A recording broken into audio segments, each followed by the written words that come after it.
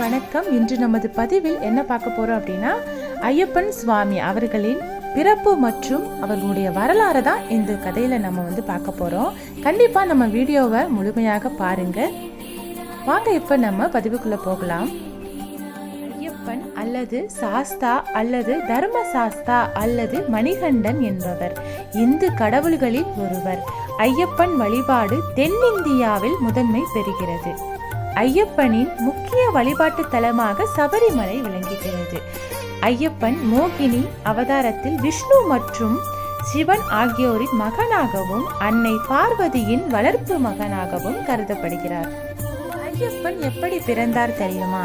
முன்னொரு சமயம் பார்க்கடலை கடைந்த போது கிடைத்த அமுதத்தை பங்கிடுவதற்கு பார்க்கடலை கடைந்த தேவர்களும் அசுரர்களுக்கும் இடையே போட்டி ஏற்பட்டதாம். அப்போது மகா விஷ்ணு அழகிய பெண்ணாக மோகினி அவதாரம் எடுத்து அமிர்தத்தை தேவர்களுக்கும் அசுரர்களுக்கும் சமமாக பங்கிட்டு தருவதாக கூறினாராம். அங்கே வந்த சிவபெருமான் மோகினியின் அழகில் மயங்கினாராம். சிவபெருமானுக்கும் மோகினிக்கும் அழகிய ஆண் குழந்தை பிறந்தது. அவரே ஐயப்பன் ஆவாராம். ஐயப்பனின் அவதார நோக்கமே மகிஷி என்னும் அரக்கியை வதம் செய்வதாகும். மகிஷம் என்றால் எருமை என்று பொருள்படும். மகிஷி எருமை முகமும் மனித உடலும் உள்ள அரக்கி. அவள் பிரம்மதேவரை நோக்கி தவம் புரிந்தாள். பிரம்மதேவரிடம் தனக்கு இறைவா வரம் வேண்டினாளாம். அதற்கு பிரம்மதேவன், உலகில் பிறந்த உயிர்கள் என்றாவது ஒரு நாள் இறக்க வேண்டும், அதனால் வேறு வரம் கேட்குமாறு கூறினாராம்.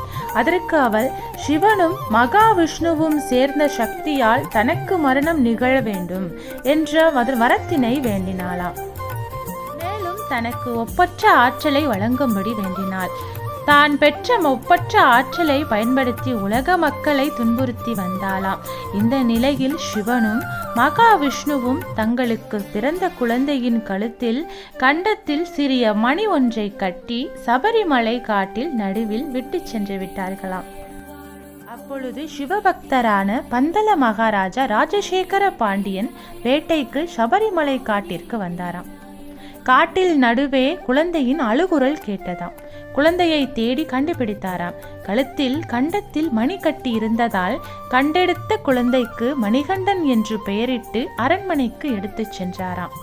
குழந்தை பேறு இல்லாத ராணி மணிகண்டனை தனக்கு கடவுள் கொடுத்த பரிசாக எண்ணி தன் மகனை போலவே வளர்த்து வந்தாராம். குழந்தையான மணிகண்டன் சற்றே பெரியவனானதும் மகாராஜா ராஜசேகர பாண்டியன் கல்வி கற்க குருகுலத்திற்கு அனுப்பி வைத்தாராம். குருகுலத்தில் மணிகண்டன் கல்வியை கசடர கற்றாராம். குருவிற்கு எல்லாவித உதவிகளையும் செய்து வந்தாராம். குருவின் மகனான வாய்பேச முடியாத காது கேளாத சிறுவனுக்கு வாய்பேசவும் காது கேட்கவும் சக்தியையும் வழங்கினாராம். குருகுல கல்வியை முடித்தவுடன் அரண்மனை திரும்பிய மணிகண்டனுக்கு அரசன் இளவரசம் பட்டம் சுட எண்ணினாராம். அப்போது அரசனுக்கு ஒரு ஆண் குழந்தை பிறந்தது. எனினும் அரசனோ அரசியோ எந்தவித வேறுபாடும் மணிகண்டனிடம் காட்டவில்லை. மணிகண்டனும் தனது தம்பியிடம் அளவற்ற பாசம் கொண்டிருந்தான். ராஜசேகர பாண்டியன் அரசவையில் இருந்த மந்திரி ஒருவனுக்கு மணிகண்டனுக்கு இளவரசு பட்டம் சூட்டுவது பிடிக்கவில்லை. இதை எப்படியாவது தடுத்துவிட வேண்டும் எண்ணினானாம். அரசனிடம் மணிகண்டன் யாரென்று தெரியாது. காட்டிலிருந்து எடுக்கப்பட்ட குழந்தை, எனவே அரசனுக்கு பிறந்த குழந்தைக்கே இளவரசு பட்டம் சூட்ட வேண்டும் என்று வாதிட்டானாம். அந்த வாதத்தினை கேட்ட அரசன் கடும் கோபம் கொண்டு மணிகண்டன் தான் தனது மூத்த மகன் என்றும் அவனுக்கே இளவரசு பட்டம் சூட்ட வேண்டும் என்று கோரினாராம். அதன் பின் மகாராணியிடம் சென்று மணிகண்டனுக்கு இளவரசு பட்டம் சூட்டக்கூடாது என்றும் ராணிக்கு பிறந்த குழந்தைக்கே இளவரசு பட்டம் சூட்ட வேண்டும் என்றும் கோரினாராம். முதலில் மகாராணி இதனை கேட்டு கோபப்பட்டாலும் மந்திரி ராணியின் மனதினை மாற்றினாராம். ராணி மனம் மாறி தன் மகனுக்கு எவ்வாறு இளவரசு பட்டம் சூட்டுவது என்று யோசிக்கையில் மந்திரி ராணியிடம், ராணிக்கு தீராத வயிறு வலி என்றும் வலி தீர புலியின் பால் தேவை என்றும் புலியின் பாலை கொண்டு வர மணிகண்டனை அரசன் பணிக்க வேண்டும், அதற்கு வேண்டிய நடவடிக்கைகளை மந்திரி மேற்கொள்வதாக கூறினான். மந்திரி கூறிய யோசனைக்கு ராணியும் உட்பட்டு தனக்கு தீராத வயிறு வலி உள்ளதாக அரசனிடம் தெரிவித்தாராம். அரசன் அரண்மனை வைத்தியரை அழைத்து வைத்தியம் பார்க்க சொல்ல, மந்திரியின் கையாலான வைத்தியர் புலிப்பால் தான் ராணிக்கு நோய்க்கு மருந்து என்று அரசனிடம் கூறினானாம். இதனை கேட்ட அரசர் புலிப்பால் கொண்டு வருவோருக்கு நாட்டில் பாதி தருவதாக கூறினார். ஆனால் யாரும் புலிப்பால் கொண்டு வருவதாக தயாராயில்லை. இதனை கண்ட அரசன் வருத்தமடைந்தார். அரசனின் வருத்தத்தை கண்ட மணிகண்டன் தான் புலிப்பால் கொண்டு வருவதாக கூறினாராம். அதை கேட்ட மன்னன், மணிகண்டன் புலிப்பால் கொண்டு வருவதற்கு காட்டிற்குள் செல்ல வேண்டாம் என்று கூறினாராம். ஆனால் மணிகண்டன் பிடிவாதமாக தான் மட்டும் தனியாக சென்று புலிப்பால் கொண்டு வருவதாக கூறி காட்டிற்குள் புறப்பட்டு சென்றான்.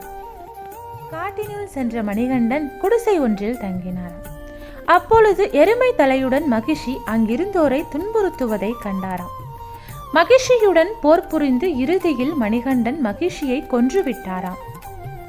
மகிஷியின் உடலிருந்து சாப விமோசனம் பெற்ற பெண் தன்னை மனம் செய்து கொள்ளுமாறு ஐயப்பனிடம் வேண்ட, தான் பிரம்மச்சாரி எனவும் தன்னால் திருமணம் செய்ய இயலாது எனவும் தெரிவித்து விட்டாராம்.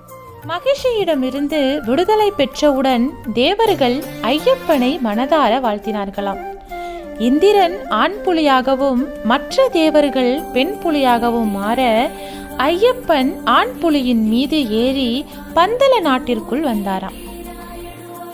அதனை கண்ட அரசன் ஐயப்பனிடம் சென்று, ராணி மந்திரியின் வஞ்சகப்படி ஐயப்பனை கொல்வதற்காக தனக்கு வயிறு வலி எனவும் புலிப்பால் தான் நோய்க்கு மருந்து எனவும் புலிப்பாலை கொண்டு வர ஐயப்பன் காட்டிற்குள் செல்கையில் புலியினால் மரணமடைந்தால் தனது மகனுக்கு இளவரசு பட்டம் சூட்டவும் எண்ணி வயிறு வலி என நாட்டமிட்டாள் என்ற உண்மையை கூறி, தன்னையும் தன்னை சார்ந்தவர்களையும் மன்னித்து புலிகளை காட்டிற்குள் அனுப்பிவிட்டு இளவரசு பட்டத்தை ஏற்க வேண்டும் என அரசர் கூறினாராம். அதற்கு ஐயப்பன் தனது அவதாரத்தின் நோக்கம் நிறைவேறிவிட்டதாகவும், அவரின் அவதாரம் என்ன, மகிஷியை வதைப்பது, தான் மீண்டும் தேவலோகம் செல்ல போவதாகவும் கூறினாராம். மேலும் தன் நினைவாக தன் அம்பு விழும் இடத்தில் ஆலயம் ஒன்றை எழுப்பவும் கேட்டுக்கொண்டாராம். ஐயப்பன் எய்திய அம்பு சபரிமலையில் விழுந்ததாம். அந்த இடத்தில் ராஜசேகர பாண்டியன் ஆலயத்தை ஏற்படுத்தினாராம்.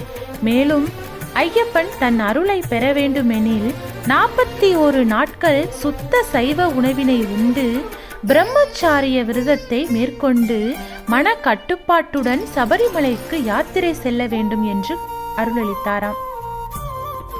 இதை தொடர்ந்து மக்கள் யாத்திரையாக செல்ல சபரிமலையில் அமர்ந்த நிலையில் அருள்பாலிக்கிறார் ஐயப்பன். ஐயப்பன் அருள் பல அருள்பவன், புலியை வாகனமாக கொண்டவன், தவக்கோலத்தில் சபரிமலையில் அமர்ந்து அருள்பாலித்து வரும் அருள் கடல். மகிஷி என்ற அரக்கியை வதம் செய்ய அவதரித்தவனும் ஐயப்பன். இதுவரை பொறுமையாக ஐயப்பன் கதையை கேட்டவர்களுக்கு என் மனமார்ந்த நன்றிகள். இதுபோன்ற தகவலை கண்டறிய நமது சேனலை சப்ஸ்கிரைப் பண்ணிக்கோங்க. மீண்டும் அடுத்த ஒரு நல்ல ஒரு கதையுடன் நல்ல ஒரு பதிவில் நான் உங்களை சந்திக்கிறேன். அதுவரை உங்களிடமிருந்து விடைபெறுவது உங்கள் அழகு பாலா. நன்றி, வணக்கம்.